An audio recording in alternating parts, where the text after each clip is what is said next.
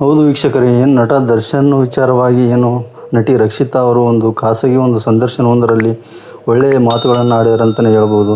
ಅದು ದರ್ಶನ್ ಅವರು ಏನು ಜೊತೆಯಲ್ಲಿದ್ದಾಗ ಅಥವಾ ಜೈಲಿಂದ ಏನು ಮೊನ್ನೆ ಆಚೆ ಬಂದಾಗ ದರ್ಶನ್ ಅವ್ರ ಜೊತೆ ಏನು ಭೇಟಿಯಾದಾಗ ರಕ್ಷಿತಾ ಅವರು ದರ್ಶನ್ ಅವರು ಒಂದು ಮಾತು ಹೇಳಿದ್ರಂತೆ. ಅದು ರಕ್ಷಿತಾ ಅವ್ರಿಗೆ, ಯಾರು ಏನೇ ಕಾಲು ಎಳೆದ್ರೂ ಕೂಡ ನಮ್ಮ ಬಗ್ಗೆ ಆಡ್ಕೊಂಡ್ರೂ ಕೂಡ ಯಾವುದೇ ವಿಚಾರ ನೀವು ತಲೆಗೆ ಹಾಕ್ಕೋಬೇಡಿ, ನಮ್ಮ ಕೆಲಸ ನಾವು ಮಾಡ್ಕೊಂಡು ಹೋಗ್ತಾ ಇರ್ಬೇಕಂತೇಳಿ ದರ್ಶನ್ ಅವರು ರಕ್ಷಿತಾ ಅವರಿಗೆ ಒಂದು ಕಿವಿ ಮಾತನ್ನು ಹೇಳಿದ್ರಂತೆ. ಈ ಒಂದು ಮಾತನ್ನು ಇದು ರಕ್ಷಿತಾ ಪ್ರೇಮ್ ಅವರು ಒಂದು ವೇದಿಕೆ ಮುಖಾಂತರ ಇಡೀ ಎಲ್ಲ ಅಭಿಮಾನಿಗಳಿಗೆ ಒಂದಿಷ್ಟು ವಿಷಯಗಳನ್ನು ಹಂಚ್ಕೊಂಡಿದ್ದಾರೆ ಅಂತ ಹೇಳ್ಬೋದು.